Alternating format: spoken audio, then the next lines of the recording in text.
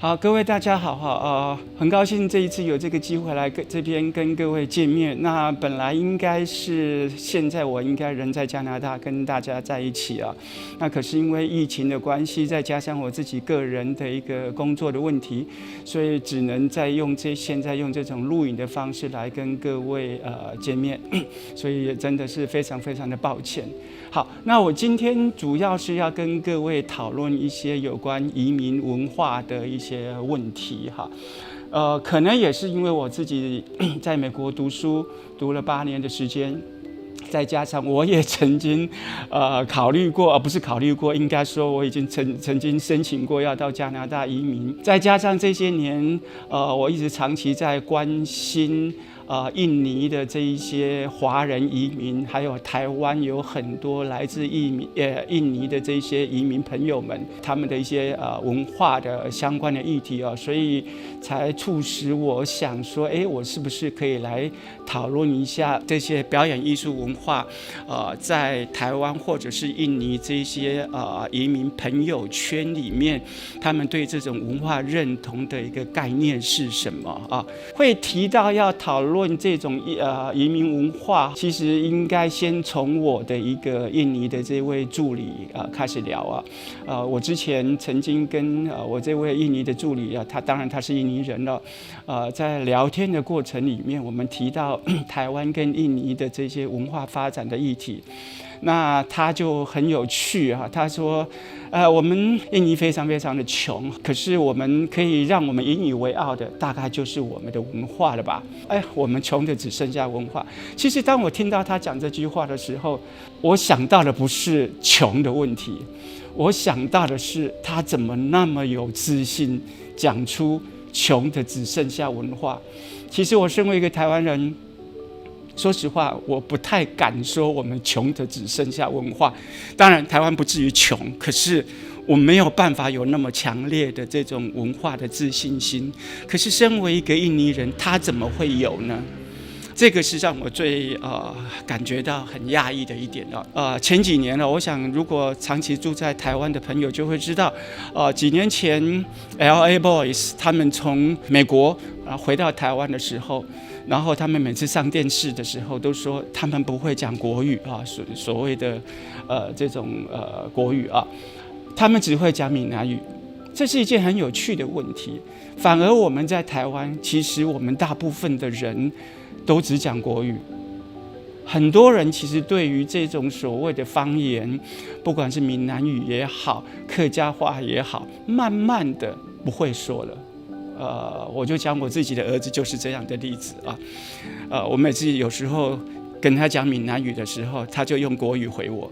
现在呢，他连国语都不讲了直接用英语回答我，因为我儿子现在人在加拿大，所以这是一个很有趣的一种现象身为一个华人，然后移民到印尼去，跟一些印尼朋友，他们今天移民到台湾来，他们对于这种文化的概念是什么？这个就是我们在这边想跟各位聊的所以从这边我们可以发现到一个很有趣的一个现象就是身为一个移民者，他们对文化的概念是什么？文化如何帮助他们建构一个所谓的民族的认同或者文化的认同这样的一个概念？当然我们可以很清楚的身为一个台湾人，或者是说身为一个印尼人，当他们来到了一个新的移民的这个地方的时候，难免他们一定会把他们原来在家乡的这种文化带到他们所移民的地方来，这是很正常的。可是他们又会急着想要融入到当地的社会体系里面去，所以他们当然很自然而然的也就会学习尝试的让自己早一点融入到新的这种移民的一个国家文化体系里面来。久而久之，他们很自然而然的就会把原来属于他家乡的这种文化融入到新的移民这个国家的文化，甚至也会因为这个样子而创造一种新的文化那这样的一种新的文化，往往就会变成一种自我认同的方式或者说我们讲说自我认同的一个很重要的原因。好，那所以今天正如我刚刚所说的我们尝试着去了解一下台湾跟印尼它两地都有很多的这些移民，那他们对这种移民往往有共同的现象存在着。各位可能会想说，台湾跟印尼有什么关系？其实很多的人可能不太清楚台湾跟印尼有许许多多的相同的地方，不只是今天我们在台湾有很多很多的印尼朋友来到台湾工作，其实台湾现在也有越来越多的人到印尼工作也越来越多，两个国家之间的这种互动其实是非常非常频繁的，不只是现在有这样的一种互动的一个关系，事实上在历史上面，台湾跟印尼也有一些共同的一些命运的比如说台湾跟印尼都被荷兰人殖民过只是说印尼被荷兰人殖民了将近350年那台湾被荷兰人殖民的比较短，大概只有30几年的一个时间。同时呢，日本也同时殖民过台湾跟印尼。当然倒回来日本殖民台湾有将近大概50年的一个时间可是日本殖民印尼就非常非常的短大概只有3年多的一个时间。所以从这边看起来，台湾跟印尼都有共同的一些命运甚至我常常跟我的一些学生也在聊其实当时在荷兰殖民台湾的时候呢，台湾的荷兰总督每一天都要写日记，跟印尼的总督报告台湾每一天发生的什么事情，所以才形成我们今天在讲所谓的热兰遮城日志这样的一个历史记录存在的好，所以从这边我们可以很明显的清楚的知道，台湾其实跟印尼之间的这种关系是非常非常密切的。而且好玩的是，现在全世界除了大陆台湾以外，华人最多的地方应该就是在印尼，因为印尼目前为止大概有700多万、800多万的一个华人，那他主要移民的时间其实是跟台湾差不多的，跟台湾早期从中国大陆移民到台湾的这个同时，事实上也有很多的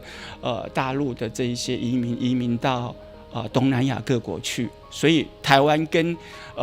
印尼其实它的移民潮的时间大概就是我们在我们荧幕上面可以看到的这3个主要的时间点。那正如我刚刚所提到的其实全世界的移民都是这样子他们从自己的母国移民到一个新的国家去的时候，难以避免的一定会把他们原来的这样的一种文化体系带到他们的移民国去，比如说语言，比如说宗教信仰、饮食习惯，很多的生活习惯，甚至是许许多多的这些表演艺术。我记得我刚刚到美国读书的时候，尽管我人已经在美国了，可是总是一些台湾人总是会聚集在一起，总是还是喜欢讲国语，或者我们讲所谓的闽南语，还是会聚在一起。甚至开个小玩笑，我到美国去的时候心里难受，想要找个地方拜拜，我想天哪，那个妈祖庙也好，或者是观世音菩萨庙也好，好远要开好几个小时。我们总是还是会想到这种台湾人习惯的这种信仰的这种宗教体系。OK， 我们不会马上就想到说，那我应该去找个天主教堂或者是基督教堂去做礼拜，不会的。一样，饮食我们有自己的饮食习惯，我们不是那么容易的去到一个新的国家去，就可以去天天吃他们的牛排，天天吃他们的三明治，或者天天吃他们的披萨。我想这是不容易的，我们有我们自己的这种生活习惯当然各位也知道我们刚刚讲到的华人有一个特性，特别是在台湾也好，或者是说东南亚这些华人也好，移民到一个新的国家去的时候，他第一件事情就是会盖庙。因为这个庙，它不但是一个所谓的宗教文化的一个中心，事实上它也是一个华人聚集的一个主要的地方，甚至借由庙，它也会把许许多多的这种华人的文化在这个庙里面来呈现。比如说在庙里面，难免我想住在台湾的朋友也都会知道的，台湾很多的庙前面一定会有一个戏台，主要就是要演戏给这些神明看的。所以同样的一个问题，当很多的华人从泉州、漳州、从广东一带移民到了印尼来的时候，必然这些文化也会跟着移民而带到了印尼这个地方其实我常常跟我的同学讲说，如果各位要到印尼去玩，千万不要害怕，不要说哎呀我英文也不好，哎呀我这个印尼话也不会放心，绝对不会饿死。为什么？因为闽南语特别是在饮食这一块已经变成印尼语了已经变成印尼语了我们在荧幕上面这边我们可以看得到，我举了非常非常多的例子。比如说船印尼话准 OK， 那我们都知道。比如说走走走走走就是什么？就是印尼话，就是走一走的意思步行街中国城我们就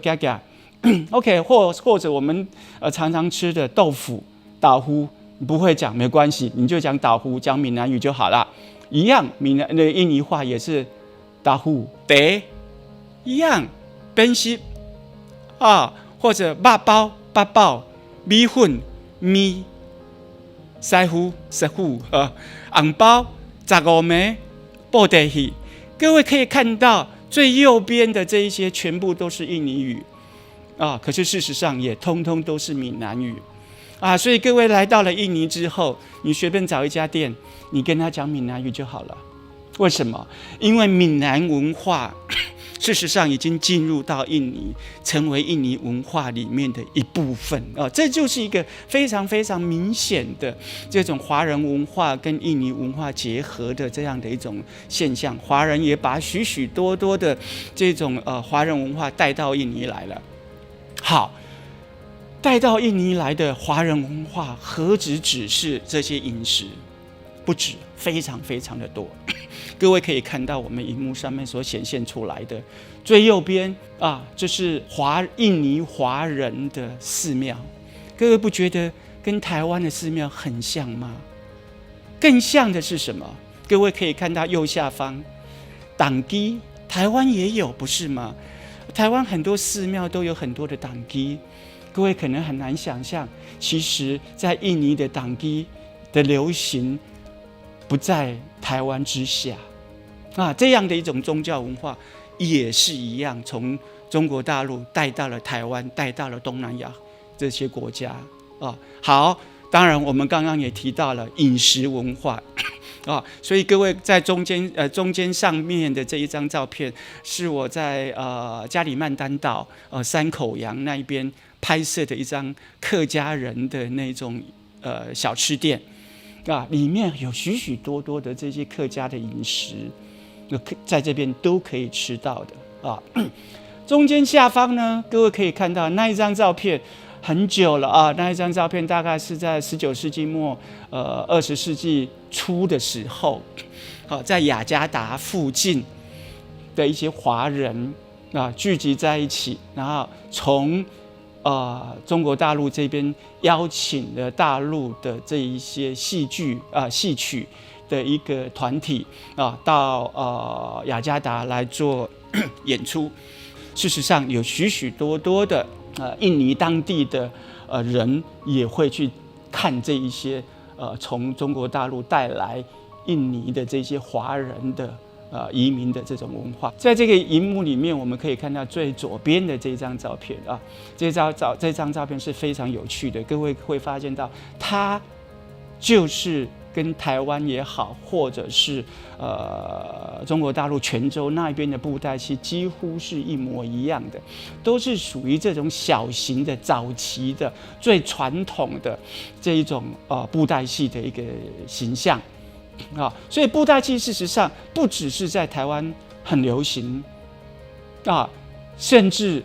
在印尼布袋戏也算是流行的。除了在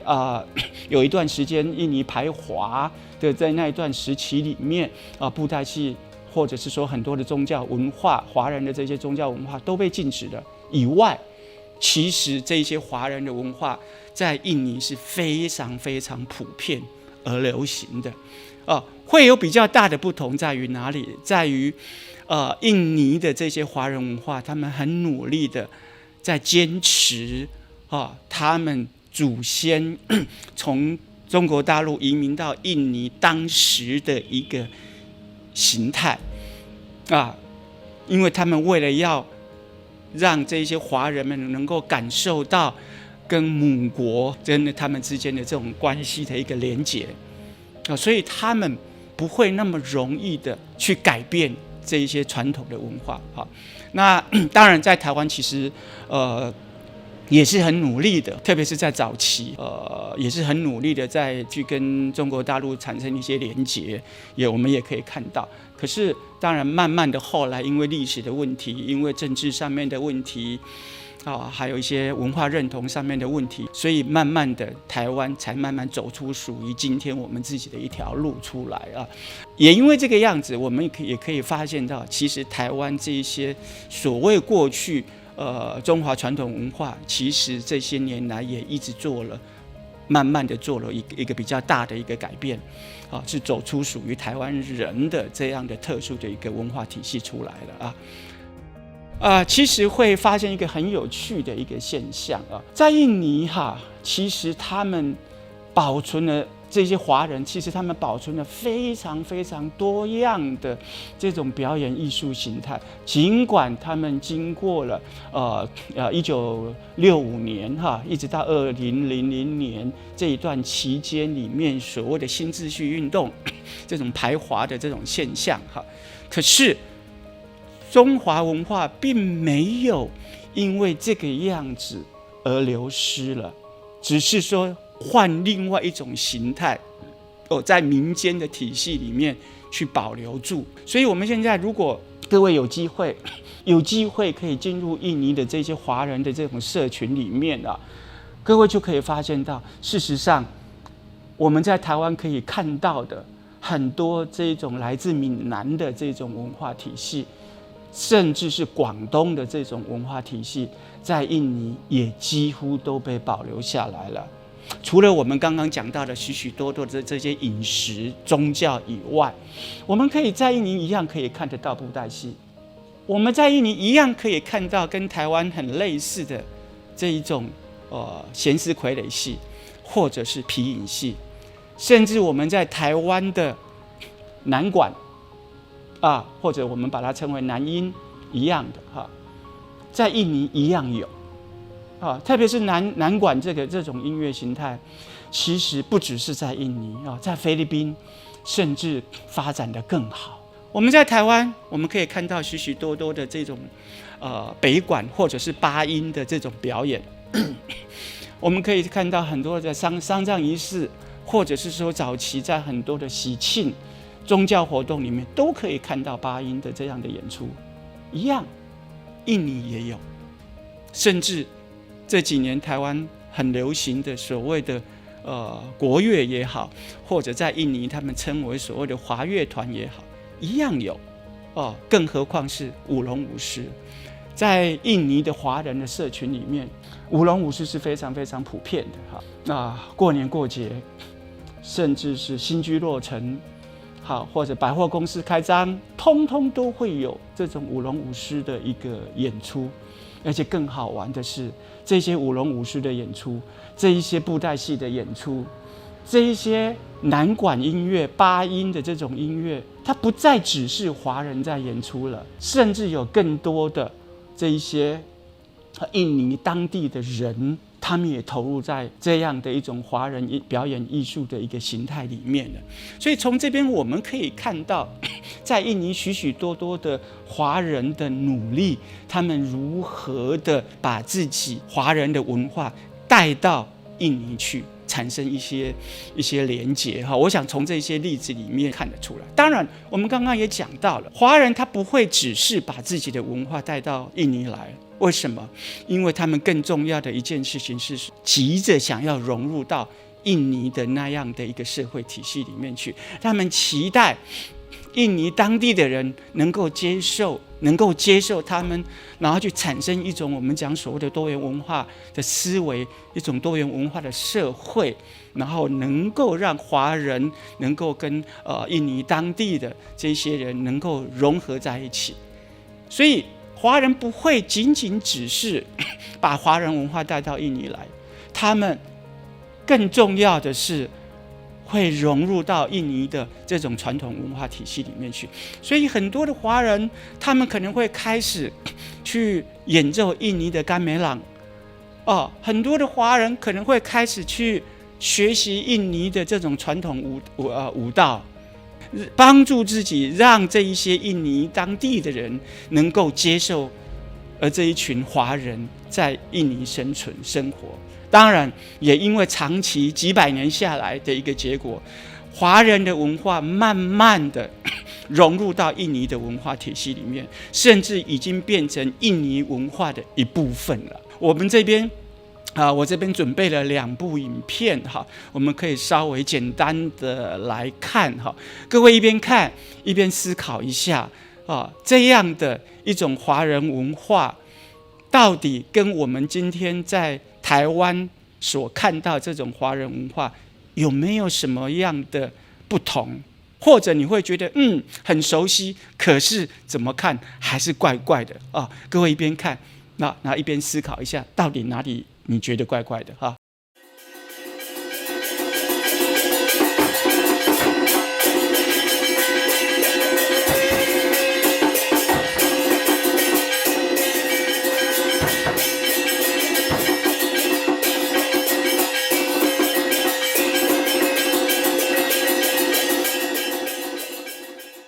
好，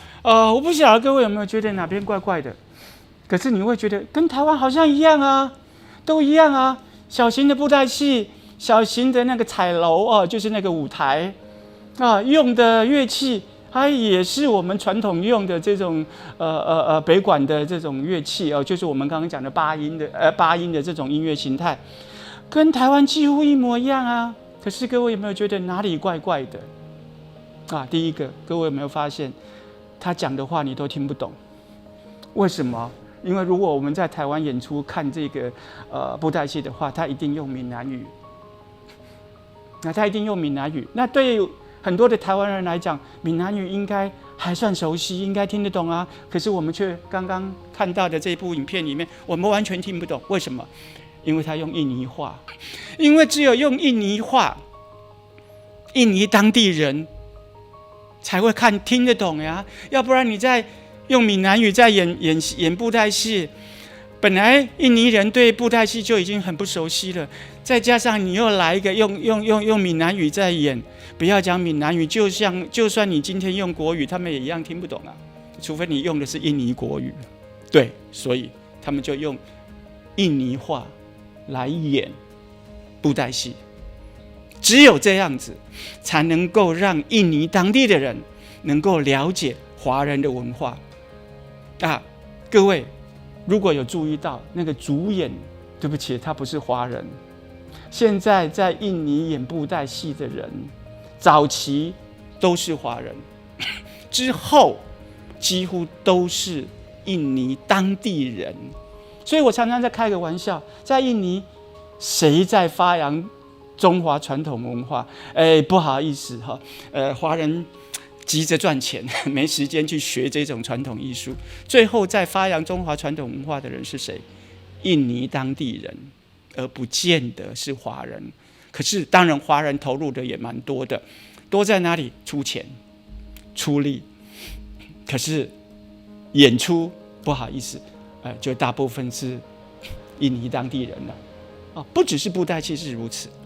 甚至各位如果去印尼去看一看这些舞龙舞狮的人呢，不好意思啊，大部分也是印尼当地人，不一定是华人，当然也有一些不是华人哦。好，我们现在再来看另外一部影片，也是很有趣的啊。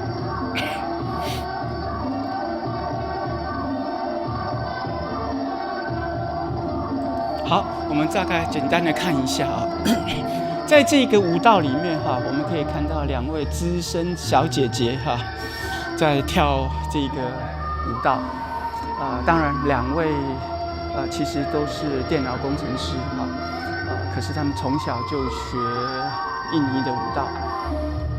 可是我们在这一部影片里面可以看到，有2位华人，他们在跳这种印尼的这一种迎宾的舞蹈。各位看他的衣服，那绝对不是印尼的衣服。其实他们是在穿什么衣服？模仿什么样的衣服？模仿清代格格他们穿的衣服。尽管有点怪不过至少我们看他的帽子，看他的衣服的颜色还有形态，大致上可以看得出来，这是一个华人的衣服。各位如果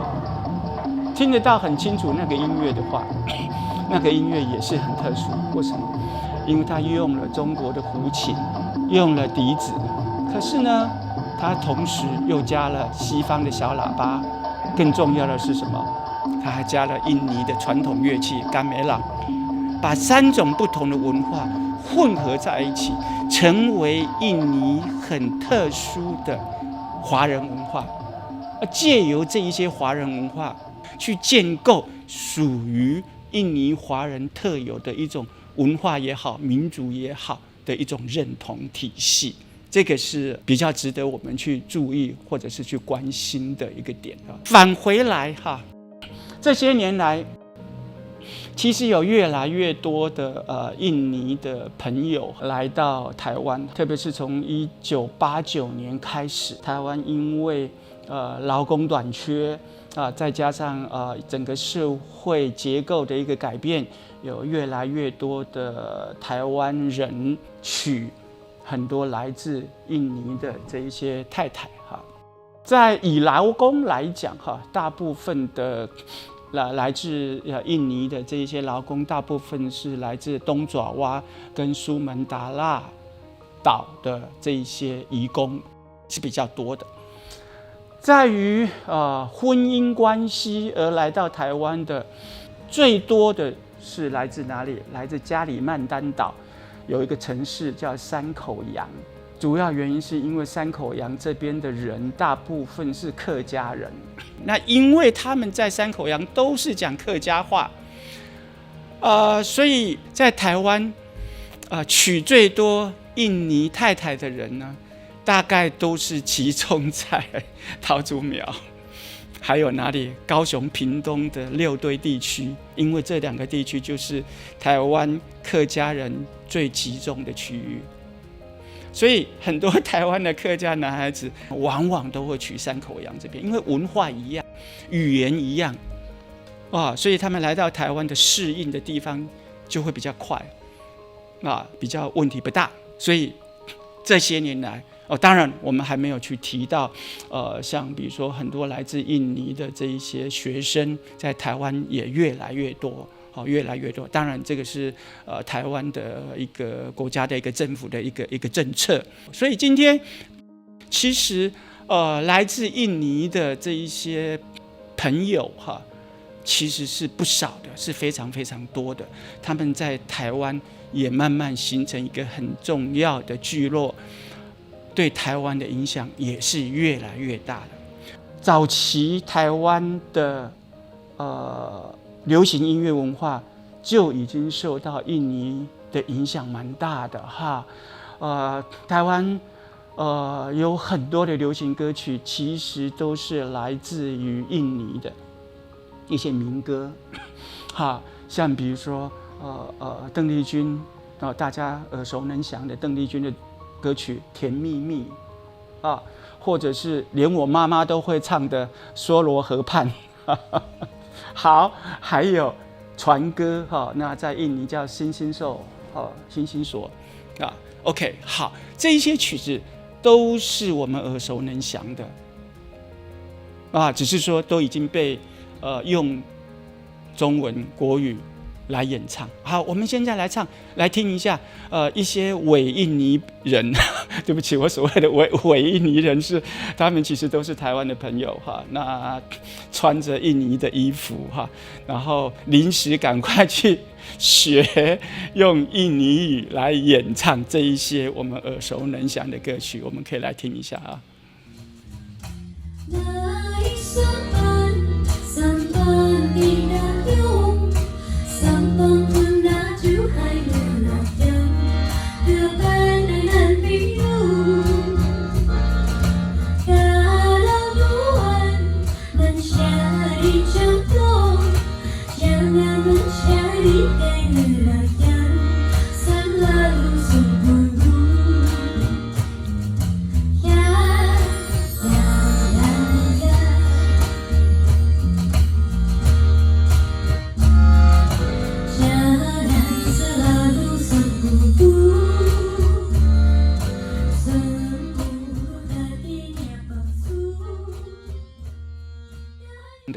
好，所以从这边我们就可以看出来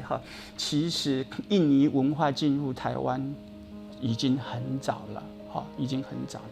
要讲到印尼我每次都说我不得不说的一件事情为什么我刚刚一开始的时候就讲到我那个印尼的助理，为什么他能够对自己印尼的文化那么的骄傲，那么的自信，所以他才会说我们印尼穷的只剩下文化。各位都知道中国大陆早期都是靠乒乓外交。中国大陆的乒乓球大概是打遍天下无敌手。我们可以看到甚至有很多的中国大陆的这一些乒乓球的选手，国家代表队都选不上，结果就跑到加拿大，跑到美国，跑到瑞典，跑到韩国，或者跑到哪里，不是去当，然后就换了他们的国籍，不是去当人家的代表其他国家来打乒乓球，要不然就是去那个国家当教练。所以乒乓球在之前几乎成为中国的一种外交的手段或工具。所以我们以前常常在讲，中国是靠乒乓外交来作为他们国际互动的一个手段一个工具。那印尼呢？我记得我以前在美国读书的时候我常常跑去印尼驻华盛顿的那个大使馆去。为什么？因为华盛顿的印尼大使馆里面有一套完整的甘美朗印尼传统的这种乐团，而且他们也有在那边大使馆里面有请了从来自印尼的音乐家教美国人如何演奏甘美朗，甚至教美国人怎么跳印尼的舞蹈。所以当时我在马里兰大学读书的时候，几乎每隔一阵子就要去华盛顿的那种印尼大使馆去演奏，去学习印尼音乐。慢慢的我们会发现到，在许许多多的美国的这一些大学，只要有音乐系的很多的大学几乎都有这一种印尼的甘美朗乐团。所以我们会发现到，印尼他们就是使用这种文化外交、音乐外交的方式，然后把他们的印尼文化输入到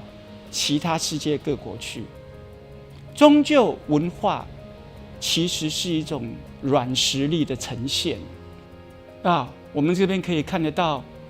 这本书的标题是什么？ Indonesian Gamelan Diplomacy Diplomacy Concept in Australia， 在澳洲的这些印尼的甘美朗的外交观念态度就是把甘美朗音乐、印尼文化当成一种外交的手段。这种情况其实在全世界各国的这种印尼大使馆里面，我们都可以看得到很清楚。各位如果有机会你去到印尼去，机场常常映入你的眼帘的是什么？一套印尼的甘美朗放在机场。我想进入台湾的机场，应该很难看到有南管乐器放在那里，或者是台湾原住民乐器放在那里。我们不会把台湾文化当成是一种外交手段，因为说实话，很多台湾人对自己台湾文化的自信心是远远的不足。从这边我们就可以很清楚看得出来，为什么我那个助理，我那个学生他会讲说，我们印尼人穷的只剩下文化。我刚刚一直在讲，这是一句多么以自己文化为傲的一句话。好，现在台湾已经有好几个学校都有印尼甘美朗乐团，不只是我们学校国立台南艺术大学有，台北艺术大学、台湾师范大学、国立台湾大学甚至是台南神学院都有印尼的甘美朗乐团。所以有人讲说，全世界的这种乐团形式，除了西方交响乐团以外，大概就是印尼的甘美朗乐团是全世界第二大的、第二多的乐团，在世界各国流行的。各位也可以看到中间下面这一张照片，学校有聘了一位来自印尼的老师，他每一年巴厘岛过年的时候，他一定会邀请我们学校的同学，同样的他也会邀请他们很多印尼的同乡，大家聚在一起，然后来庆祝巴厘岛的过年。当然庆祝巴厘岛过年同时也会吃许许多多右下方这一些印尼的食品。现在要吃到印尼的这一些食品，事实上是非常非常容易的。我们会发现到，其实不止台北后火车站台湾的各个火车站附近都有印尼店甚至我们在台湾其实到处都可以买得到印度米。印度泡面我们叫印度米，各位听到的吧？印度米米就是面的意思是闽南语是闽南语。好，各位，甚至在台南公园里面，几乎每个礼拜六、礼拜天，特别是礼拜天，他们放假的时候，他们很多人都是移工，他们会在台南公园里面聚在一起唱唱歌，甚至会在台南公园里面干嘛？练印尼的传统功夫，本扎西拉印尼的传统功夫。所以从这边我们可以很清楚的看得到印尼的文化其实在台湾已经慢慢的越来越容易可以看得到。比较不幸的是，台湾人对于这种多元文化的思维可能还不够成熟，所以这一些印尼的这些朋友，可能在某一些区块的时候他们会聚在一起，可是有时候他们常常会被警察赶，因为有很多台湾的人，只要一看到在公园里面有一大堆的所谓的外劳移工在那边的时候，他们就会有心生恐惧害怕。其实这真的是不需要、不必要的所以这表示什么呀？表示台湾在这个所谓多元文化思维上面还有很大的进步的空间。当然，我必须要讲，这些年进步的已经非常非常多了，好，当然我也必须要讲另外一个有趣的，就是其实这些印尼的朋友们，他们也很期待他们能够融入到台湾的这种社会体系里面，他们也很期待能够有更多的台湾的朋友能够了解印尼的文化，能够接受印尼的文化，进而能够让更多的印尼人能够融入到台湾的这个社会体系里面去，不要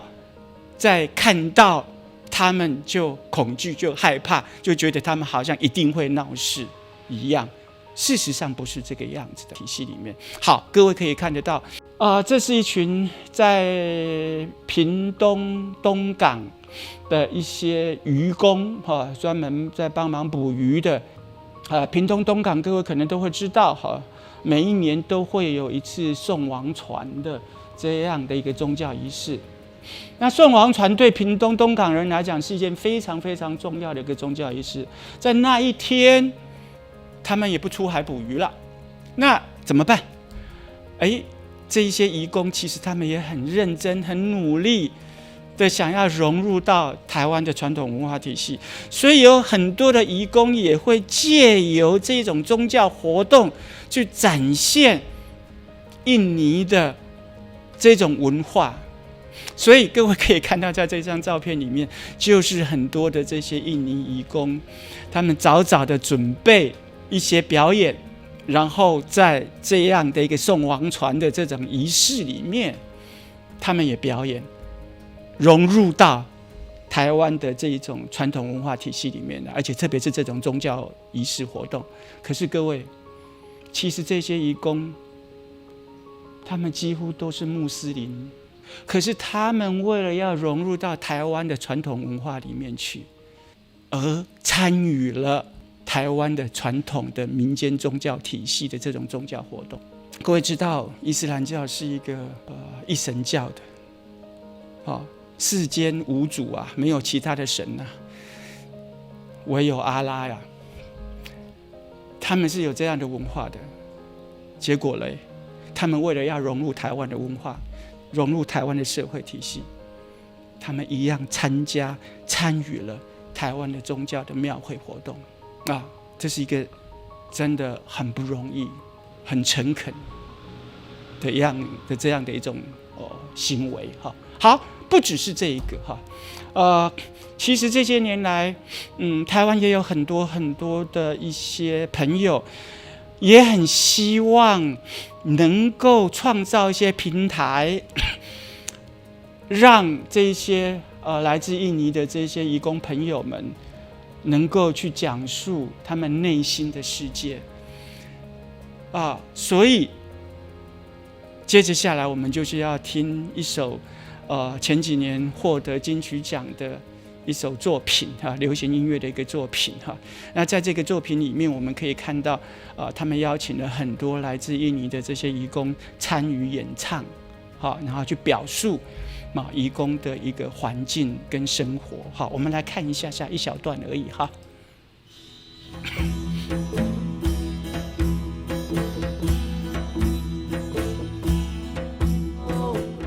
心里的梦，在夜色之中还算够用。心里的梦，在汗水之中努力生活。心里的梦，在异乡工作，有时寂寞还能承受。默默奋斗，慢慢追求。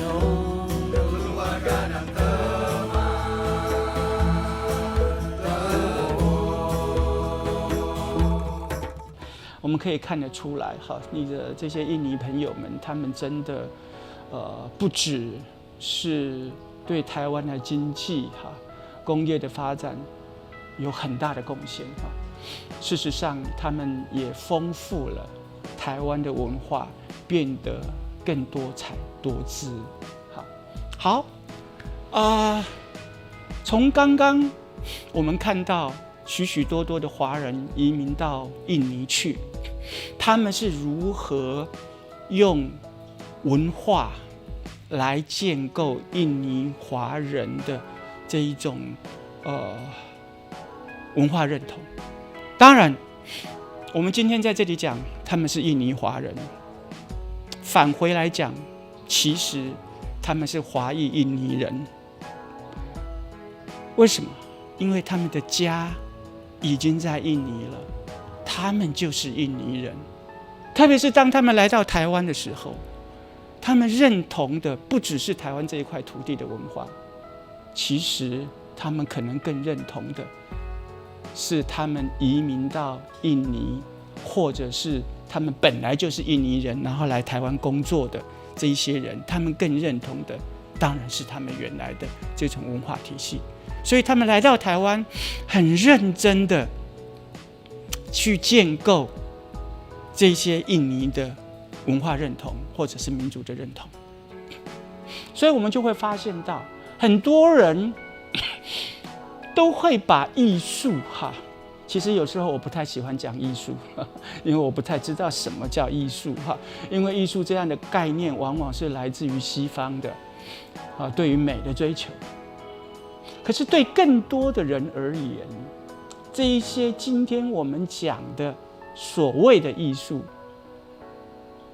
或者这些表演、文化的表演、文化展演，其实它更多的不是在美的追求，更多的不是在一种娱乐的追求而已，更多的是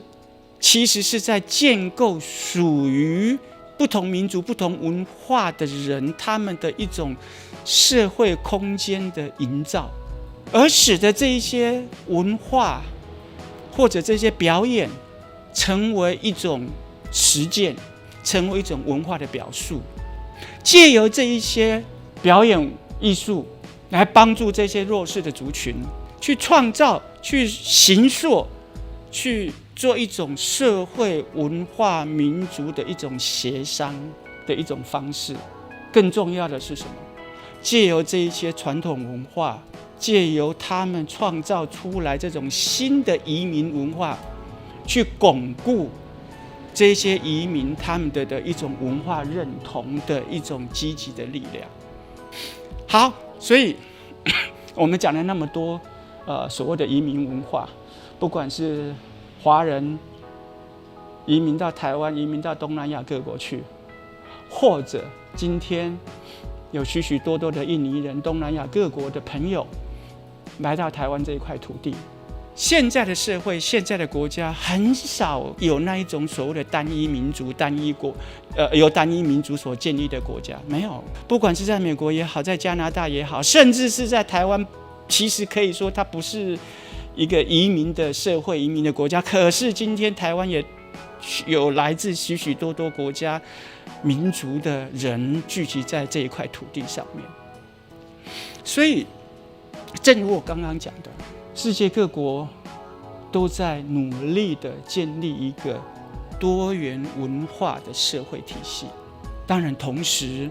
也都在努力的建构一个多元文化的思维。尽管今天在美国，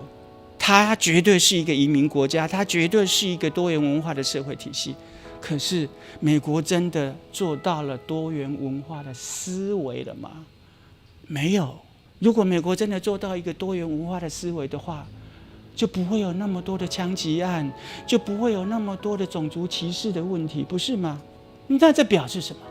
表示我们都有很大的空间，在这种建构多元文化思维上面，还必须要再去努力的。好，除了多元文化思维的建构以外，另外一个就是什么？对于来自不同国家、不同民族的这些移民，我们必须要了解他们的文化。当然，同时这些移民也必须要了解他们移民过去的那个移民国的文化。只有透过这种文化相互的了解，才能够减少许许多多的误会。更重要的是什么？同理心。同理心。我常常跟我很多的同学或者朋友在讲，如果有一天我们有机会能够移民到世界各国去，不管是去工作或者去读书，不管任何的理由，难道你会期待着你去的那个国家的老百姓他们来歧视我们吗？难道你会期待着你所移民的那个国家他们不了解我们、误会我们，然后跟我们产生很多的冲突吗？不会。你总是希望他们能够多了解我们一点，你总是希望我们也能够融入到他们的社会一点。既然如此，我就常常跟我的学生讲，今天我们有那么多的来自东南亚的这一些移民，这些朋友，我们为什么不能用同理心去多了解他们一点？我们势必会有很多的不习惯，我们势必会有很多的这种不懂、不会、不知道为什么他们会这样，我们势必会心里有一点点恐惧、害怕。可是，当你在有害怕的时候，当你有在恐惧或者是说不理解的时候，先想一下，很可能不是他们不好，而是我们懂得太少。能不能开放我们的心去接受他们？只有我们接受了别人了之后，哪一天我们移民了，别人也才会来接纳我们。好最后我在这边祝福所有在加拿大的好朋友们希望各位有空也可以回台湾看看那在最近的将来我也会回加拿大去看看我儿子我儿子跟媳妇他们现在都在加拿大生活，已经在那边定居了对，所以在这边祝福各位，大家能够特别在这一段疫情期间，大家能够把自己的身体照顾好那能够开开心心、快快乐乐的在异乡，也是各位的故乡，在那边好好的生活谢谢各位拜拜，再见Taiwan Fest explores the stories of independence. Indulge in Indonesia. Discover Malaysia. TorontoTaiwanFest.ca